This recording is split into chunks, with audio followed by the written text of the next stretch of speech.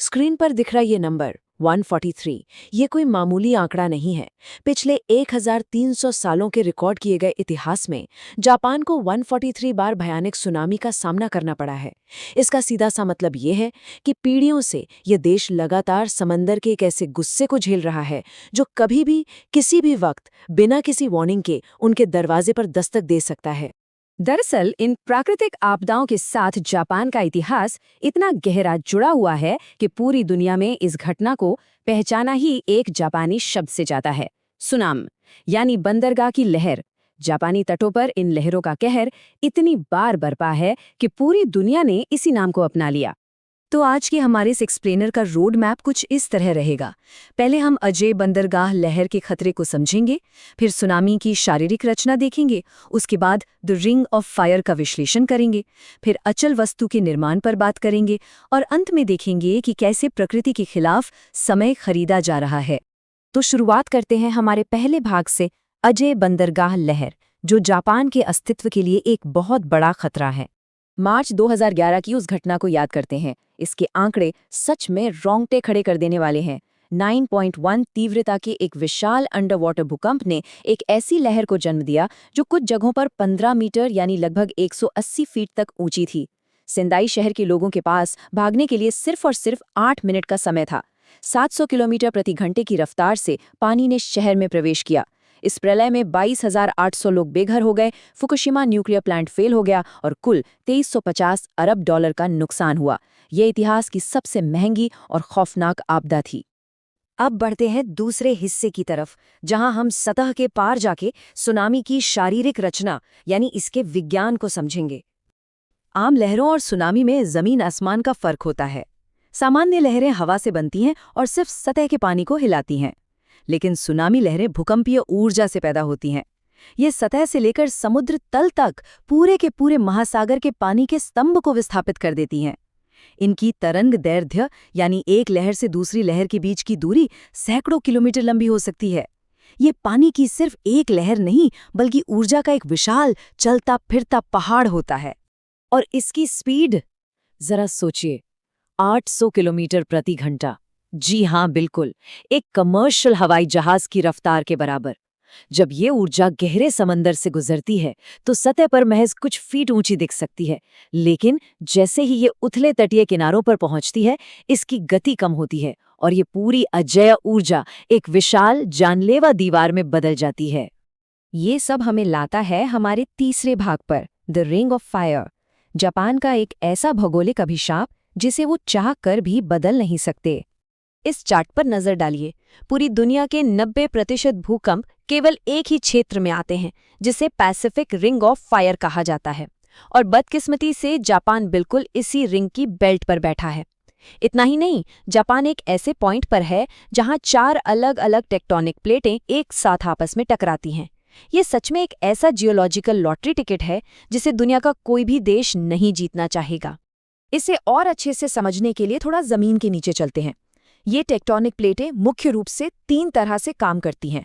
Convergent, जहां एक plate दूसरी के नीचे धंसती है, डाइवर्जेंट, जहां वे एक दूसरे से दूर जाती हैं, और ट्रांसफॉर्म, जहां वे एक दूसरे के समानांतर रगड़ खाती हैं। इनमें से कन्वर्जेंट और ट्रांसफॉर्म सीमाएं सबसे ज्यादा तबाही मचाने वाले भूकंपों की मुख्य वजह होती हैं, और जापान के पास जो पैसिफिक प्लेट की सीमा है ना, वो एक कन्वर्जेंट सीमा ही है। आइए एक सबडक्शन जोन में आने वाले भूकंप को स्टेप बाय स्टेप समझते हैं। जब 2 प्लेटें टकराती हैं तो एक प्लेट दूसरी के नीचे गहराई में धंसने लगती है। इस खिंचाव से पानी के नीचे एक गहरी खाई या ट्रेंच बन जाती है। सदियों तक वहां दबाव बनता रहता है और फिर अचानक दरार पड़ने से समुद्र तल किसी स्प्रिंग की तरह जोर से ऊपर की ओर उछलता है।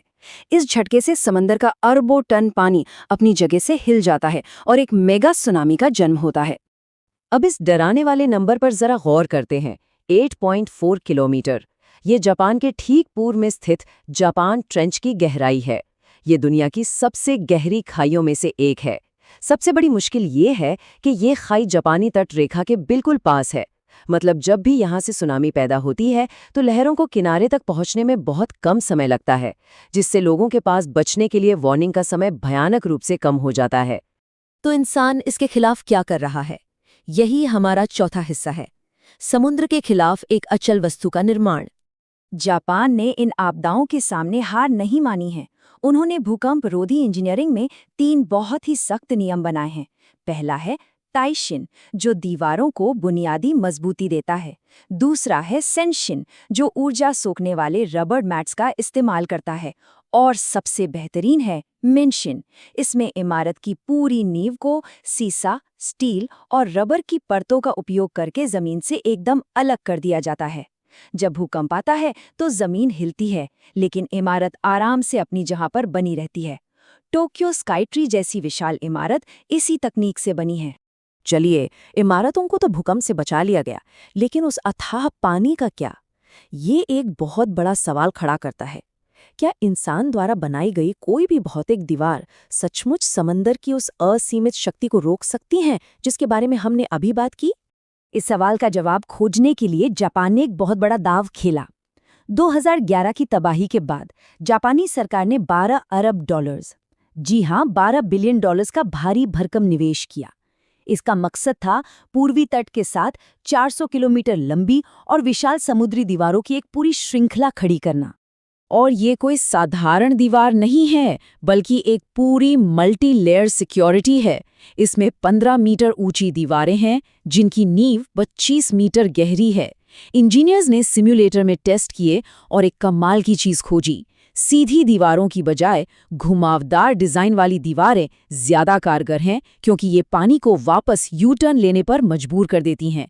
इसके अलावा समुद्र के अंदर ब्रेक वाटर हैं, तटों पर भारी मलबे को रोकने के लिए घने पेड़ों वाले शमन पार्क हैं और आपातकाल के लिए ऊंचे निकासी टावर भी बनाए गए हैं। लेकिन इन बेहतरीन इंजीनियरिंग के अजूबों के बीच एक कड़वी सच्चाई भी है। आइए अपने आखिरी भाग पर चलते हैं, प्रकृति के खिलाफ समय खरीदना, जमीनी हकीकत। इस सुरक्षा की एक भारी सामाजिक कीमत चुकानी पड़ी है। 4 मंजिला ऊंची इन कंक्रीट की दीवारों ने तटों को समंदर से पूरी तरह काट दिया है।